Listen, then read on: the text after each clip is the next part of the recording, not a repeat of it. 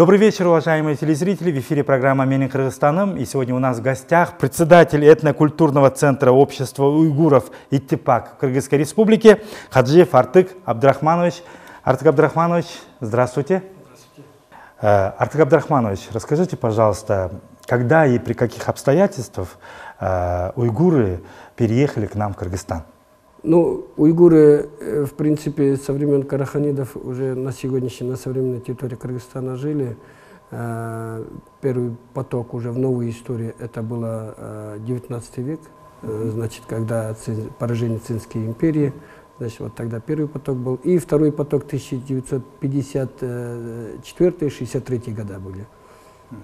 И не только, насколько мы знаем по истории, не только в Кыргызстане, и по всей Средней Азии они жили, да? Да, это было по всей Средней Азии.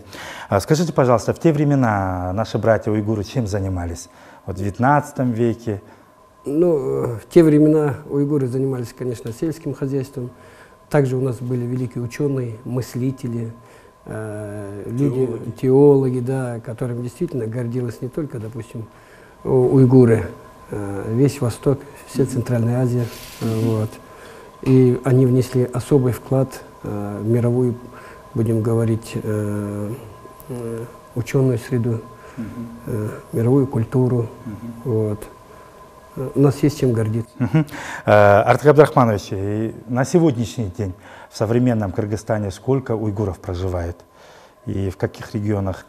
Официально у нас сегодня в Кыргызстане проживает 58-60 тысяч уйгуров. Значит, в основном это Учуйская область, Ольский, Джалабадские области. Есть и Сыкульская область, и Нарынская область.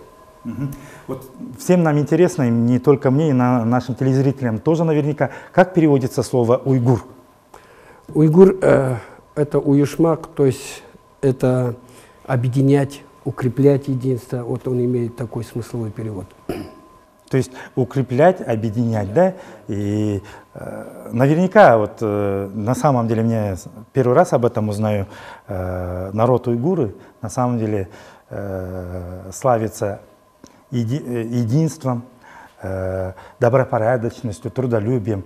Вот расскажите, пожалуйста, уйгуры, которые в современном нашем Кыргызстане проживающие, сейчас чем занимаются, чем мы можем похвастаться? Вы знаете, уйгуры, как и весь народ Кыргызстана, и вносят большой вклад в дело укрепления единства народа Кыргызстана.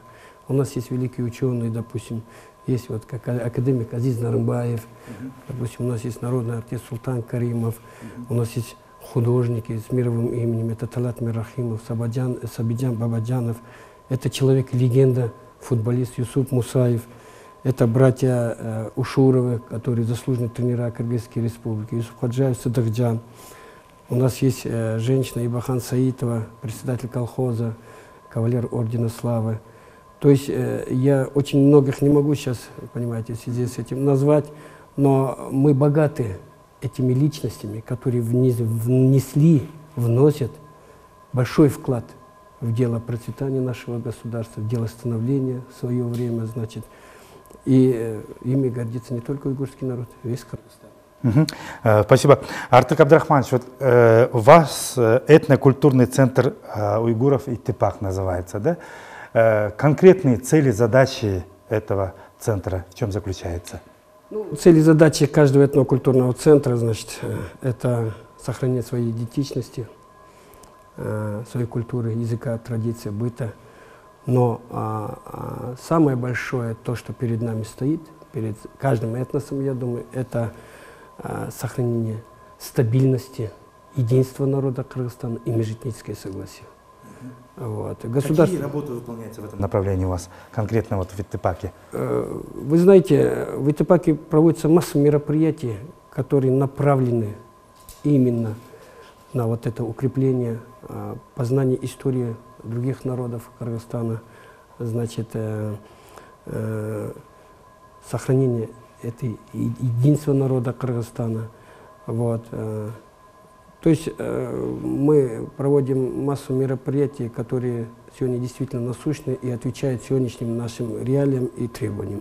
По всему миру сколько уйгуров сейчас примерно проживает? Ну, по моим, значит, будем так говорить, не по моим, а по общестатистическим неофициальным данным, это около 35-40 миллионов людей. Вот около 40 миллионов получается. И ваш вот этнокультурный центр ИТИПАК, как-то с ними сотрудничаете или какие-то у вас есть ли культурные какие-то мероприятия, работаете ли с другими такими же центрами Средней Азии, например, или с других государств? Ну, мы активно работаем с такими культурными центрами и в Узбекистане. Недавно мы были на конференции, вот впервые после, допустим, от имени Совета Ассамблеи народа Кыргызстана. Активно мы работаем с Казахстаном, с Россией. Также мы работаем с дальним зарубежьем. То есть везде, где есть, значит, будем говорить, наш этнос, где компактно проживает, мы активно работаем. И наверняка они тоже к нам приезжают, другие этносы, которые проживают, нет, уйгуры, которые проживают в других регионах, в других республиках. Как они отзываются о нашей стране? Вы знаете, вот мы провели конференцию в 2014-2015 году, значит, научно-практическую конференцию «Уйгуры. Прошлое, настоящее, будущее», где присутствовали гости из 11 стран мира, приехали и наши соотечественники. Мы старались приглашать вообще-то не уйгуров, вот, допустим, с Турции, турка, с француза, с Германии, да, разных, да, но именно по проблеме, по сегодняшней этой, значит, касающейся уйгуров. И прошло оно на очень высоком уровне, и те уйгуры, которые приезжают сюда, которые видят, будем так говорить, они приятно удивлены, потому что Общественное объединение уйгуров ИТИПАК Кыргызской Республики, ввиду того, что наше государство, значит, стало на путь демократических преобразований в Центральной Азии, это как островок демократии, и мы здесь, уйгуры Кыргызстана, проводим массу мероприятий, и довольно таких, будем говорить, мероприятий, которых не везде, допустим, в Центральной Азии, в других государствах можно провести, вот, они очень приятно удивлены и радуются за нас. Очень Вот. приятно, очень приятно. Вот, Артык Абдрахманович, вы еще являетесь заместителем председателя Совета Ассамблеи народа Кыргызстана. И расскажите, пожалуйста, о вашей ассамблее, цели и задачи конкретно вот Ассамблеи Совета народа Кыргызстана, да? Ну, Ассамблея народа Кыргызстана объединяет более 29-30 этнокультурных центров. Я, как уже говорил, значит, в разные года они были, допустим, эти этнокультурные центры образованы. Значит, в 1991 году было образовано, значит, общество уйгуров, в 1989 году общество уйгуров ИТИПАК Кыргызской Республики. 29 лет. Да, в следующий год мы свое 30-летие делаем. Да, да. Вот. И свои цели и задачи Ассамблеи народа Кыргызстана соответствуют своему уставу. То есть, как я говорил, сохранение этнокультурных центров, идентичности их, сохранение языка, культуры, традиций. И в то же время мы, значит, выполняем большую работу, как я уже ранее говорил, по единству народа Кыргызстана, межэтническому согласию. И я бы сказал, мы эти вопросы выполняем очень успешно. Ассамблея народа Кыргызстана — это общественная организация, которая, сами понимаете, не финансируется. Да, мы работаем на общественных началах. Вот недавно, вот, уже когда уже была, значит, принята концепция, значит, межэтники, значит, это вы знаете, это было в 2013 году. Значит, было организовано Государственное агентство местного самоуправления межэтнических отношений, где кое-какие, значит, проекты стали, значит, будем так говорить, выделяться средства.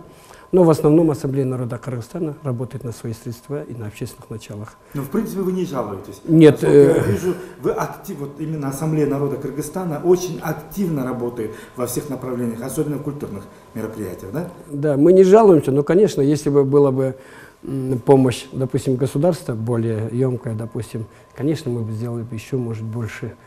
Но мы на сегодняшний день работаем очень активно. Ассамблея народа Кыргызстана.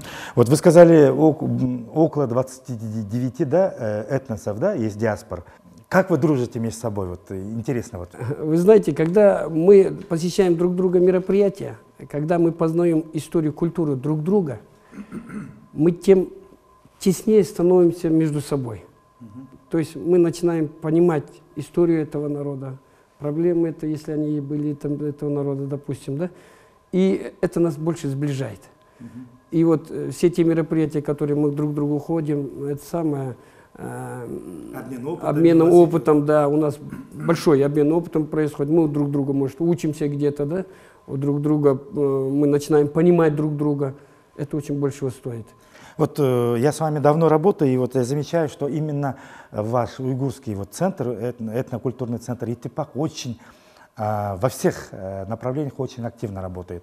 У вас есть танцевальные кружки, у вас есть, вы выпускаете газеты на уйгурском языке. Многое работа ведется благодаря вам, как председателю. Как вы успеваете? Как вы совмещаете вот общественную работу с другими работами? Дело в чем? Дело в том, что государством, в принципе, в плане закона созданы все условия для сохранения каждого этноса своего, как я уже говорил, идентичности. И в наших руках ее сохранить. Конечно, мы общественная организация, мы не финансируемся, нам никто план не спускает. Конечно, мы можем как бы это более пассивно делать, но охота, раз на сегодняшний день по воле, значит, председатель, охота внести свою лепту в укреплении нашего государства, свою лепту сохранения идентичности, свою лепту межнациональное согласие. То есть, я думаю, это зависит от каждого человека, индивидуально, да, зависит. И мы действительно, спасибо моей команде, которая вокруг меня, которая, будем говорить, на голом энтузиазме, мы проводим эту массу мероприятий, и на сегодняшний день у нас это получается. Очень хорошо, кстати, да, получается. И результаты очень хорошие. Вот, я просто могу даже вот так вот сказать, вот даже мы проводили, если вы помните, уйгуры в семье единой, Мекенем Кыргызстан. Вот мы поехали на юг Кыргызстана, значит, провели круглые столы, провели концертные там мероприятия, провели очень хорошие большие мероприятия. Вот мы проводили 25-летие. Вот, мы объединили, допустим, в 2011-2012 году мы открыли свои представительства общественного объединения уйгуров в Итпаховской, Джалабадской областях. То есть мы интегрировали регионы в республиканские процессы. То есть все это дает импульс. И вот то, что сейчас вот результат этой работы нас вдохновляет еще на большее. Значит, на юге тоже много уйгуров проживает, да? Да, очень много уйгуров проживает. На юге. И на юге, и на севере, на Иссыкуле очень много уйгуров проживает. Вот, Артык Абдрахманович, вот почему я этот вопрос вам задаю? А вам хватает ли времени на свою личную жизнь? Как семья относится к тому, что вы именно всегда в ассамблее, всегда вы заняты другими делами, но только не семейными делами? Ну, хороший вопрос. Я так хочу сказать, первые 2, 3, 4 года я действительно, может быть, даже, ну, так, условно, дневал-ночевал в Итипаке, в ассамблее. Было очень интересно, работа интересная. Мы хотели все провести, показать, все прекрасно. И в пылу этого, допустим, дома не бывали, там средства какие-то личные вносили, то все не хватало, все перетаскали из дома, допустим. Да, вот это все было непонимание даже, допустим, домашних. Но сейчас, вот уже 7-й год, я как председатель 2-й срок, смотришь назад и не жалеешь, что вот столько сделано. Наоборот, видишь, что это было все правильно сделано. И благодаря вот, лепте общества уйгуров мы внесли тоже большой вклад в общее ассамблейскую, и ассамблею, в свою очередь, в общереспубликанскую. То есть, я думаю, это были хорошие, такие энергичные, жизнерадостные такие года, которые действительно не жалко. И возможно, если бы это было изначально, может быть, я бы то же самое сделал. Согласились бы заново начать и работать, да? Артык Абдрахманович, а Иттипак, насколько я знаю, постоянно занимается благотворительностью. Какие люди к вам приходят? Вы знаете, люди разных возрастов, с разными проблемами, разные национальности.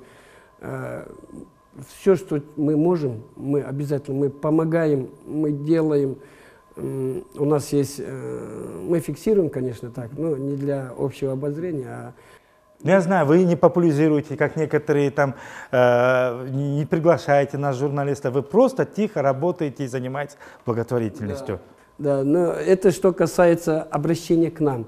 Но есть те моменты, когда бизнес Кыргызстан, Кырсыктар болгон, то есть вот, Баткенские события, оползни, дача Су, понимаете, наше общество одним из первых окликнулось и в Баткенских событиях, и в даче Су. И когда были оползни, постигли на юге нашей страны, мы отправляли помощи, мы отправляли товары на КАМАЗах, на машинах, мы финансово помогали. Последние, вот, допустим, трагические события в даче Су, вот, уйгурское общество, одно из первых, значит, было на месте.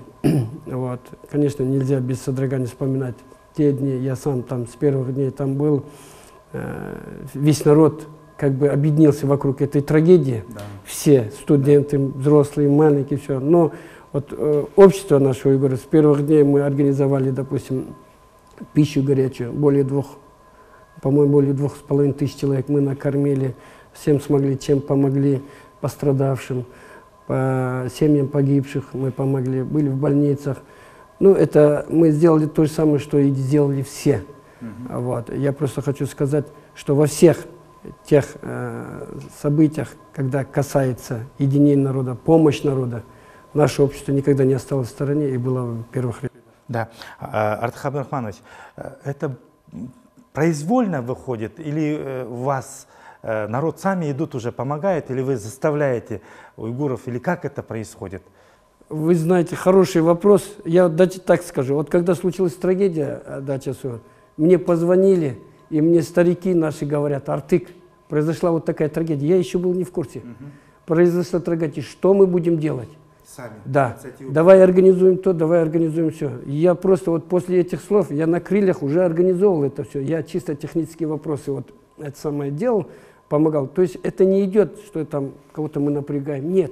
Это от народа снутри идет. Это говорит о том, что, еще раз, это говорит о том, что уйгурский народ на самом деле благородный и добрый народ. Да, это говорит о человеколюбии, да. О хотении помочь в трудную минуту. Я вообще, вы правы, уйгурский народ, он такой народ, который перенес очень много, и на эти вещи он смотрит особенно. До сих пор у вас это, мы знаем, что происходит, да. Да, вот. На эти вещи особенно мы смотрим как-то по-другому. Мы стараемся помочь, стараемся участвовать, соучаствовать, переживать вместе. Ну, это как бы есть у этого народа. У многих ассоциаций уйгуры сразу идет уйгурская кухня. Да, вы знаете, вы действительно правы. Уйгурская кухня очень сильно славится. Оно имеет, да, во всем мире, оно есть везде. Вот я побывал и в Америке, в Европе, везде, в Японии, везде есть уйгурская кухня. Наверное, эта кухня как бы олицетворяет, может быть, историю, древность этого народа, я так думаю. Вот. И вот то разнообразие и богатство этой кухни говорит о том, что этот народ действительно имеет древнейшую культуру и древнейшую историю. Вот. И наша кухня действительно везде это всем славится. Да. Артык Абдрахманович, а сами умеете готовить? Вы сами готовите дома? Яичницу. Яичница, лагман ваш? Я не умею, к сожалению, не умею. Обычно, насколько знаем, у вас мужчины готовят. Да. Не очень вкусно это получается. Это тоже, наверное, традиции, что мужчины именно готовят какие-то определенные блюда, не все, да? Вы знаете, у нас действительно готовят очень много мужчины, и мы, когда где-то делаем дела, мы в основном мужчины, допустим, готовятся, помогают, в смысле подготовительный процесс, резать морковь, то все это у нас делают мужчины. Вот. И плов готовит мужик. Какая традиция, по-вашему, да, уйгурская традиция, очень похож к кыргызским традициям? Есть такие вот? Ну, я думаю, у нас масса традиций, ведь, понимаете, в истории Центральной Азии самым древним народом является это уйгуры и кыргызы. И эти два братских народа испокон веков живут рядом вместе. Да, в мире и дружбе это было, да. В любой момент, когда какому-то из этих братских народов в истории были трагические дни, другой приходил на помощь. Это есть история, от этого мы никуда не уйдем. И, разумеется, у нас очень много традиций, обычаев, которые значит, схожи. У меня 3 куда кыргызов. Вот. Мы же уже переплелись. Мы кыргызская нация уже. И, кстати, многие уйгуры свободно владеют кыргызским языком. Очень даже грамотнее, чем я, говорят многие. Это тоже о многом говорит. Это так и нужно, это нормально. Это очень хорошо, потому что нам-то легче уйгурам знать кыргызский язык, допустим, изучать, потому что у нас языки, оно имеет общую основу. Мы родственные народы. Сложнее, допустим, славянам, может быть. Но и я думаю, каждый народ, еще проживающий в Кыргызстане, должен прекрасно понимать, что он тоже ответственный за будущее Кыргызстана, за стабильность в Кыргызстане. Каждый должен понимать, что, допустим, жить с позиции гражданской идентичности, если так можно назвать, то есть я кыргызстанец. Вот сейчас, если мы будем все чувствовать себя как граждане Кыргызстана, со всеми вытекающими отсюда последствиями, я думаю, и если мы будем знать государственный язык, да, я вот сейчас просто хочу сказать, мы обязаны знать государственный язык, кыргызский язык. Я вообще думаю, что кыргызский язык, он государственный, но он должен также служить и как межнациональный вот такой вот объединяющим языком быть, потому что мы прекрасно знаем, допустим, мы куда-то едем за границу, изучаем язык той страны, и мы еще платим деньги за это, да? Вот. И когда мы это все будем понимать, я думаю, это все приведет к укреплению единства. То есть мы вот эти вот должны понимать, мы должны действовать с позиции идентичности. Я гражданин Кыргызстана, это должно быть у нас в крови, это мы должны воспитывать у наших детей. Ну и что касается вот языка, я уже сказал, мы должны государственный язык знать, и государственный язык должен служить объединяющим фактором. И когда мы будем знать этот язык, я уверен, отпадут очень многие проблемы. Их просто не будет. Вот, когда сидит, извините, вот с кыргызом я прихожу, разговариваю на кыргызском, я свой. Когда с евреем на еврейском, я их не свой буду. И вопросы межнациональные, те все разные вопросы, они сами по собой будут отходить. Вот. Я думаю, все это должно быть в каждом гражданине, это как обязанность. И тогда, я думаю, мы действительно можем, мы надеемся и мы верим, что мы будем жить в процветающей стране, в стране, где будут соблюдены права, безопасность каждого гражданина. Но к этому мы должны стремиться. Артык Абдрахманович, мы сейчас, вот священный месяц Рамазан, что вы можете пожелать тем мусульманам, которые держат пост? Какие у вас пожелания от своего имени, от имени уйгуров, проживающих в Кыргызстане? Ну, первое, я бы хотел бы сказать, во всем мире держит Великий пост Ураза, но не в каждой стране разрешено ее держать, допустим, да, есть страны, где и запрещены. Вот. Всем, кто держит пост, я бы хотел бы сказать сегодня, в этот великий месяц, я хочу пожелать всем кыргызстанцам в каждом доме достаток, чтобы мы уважали друг друга, прощали друг друга, чтобы мы всегда помнили о обездоленных, о тех людях, которым нужна наша помощь, чтобы мы к этому отнеслись с пониманием, помогали таким людям. Я бы хотел бы пожелать всем достаток в каждом доме. Я бы хотел бы, чтобы наш Кыргызстан, где наша родина Кыргызстан, была стабильна, была процветающей. И все народы, которые живут в этой стране, были счастливы. И чувствовали, что они живут в такой многонациональной, стабильной и процветающей стране, и гордились этим. Ураза мубарак болсын. Если можно, теперь на кыргызском языке. Можете? Урматтуу туугандар, урматтуу